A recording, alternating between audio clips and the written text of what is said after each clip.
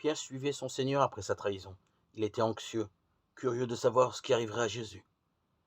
Lorsqu'il fut accusé d'être l'un de ses disciples, la crainte de sa propre sécurité l'amena à déclarer qu'il ne connaissait pas cet homme. Les disciples étaient connus pour la pureté de leur langage, et Pierre, pour convaincre ses accusateurs qu'il n'était pas l'un des disciples de Christ, nia à la troisième interrogation, en maudissant et en jurant.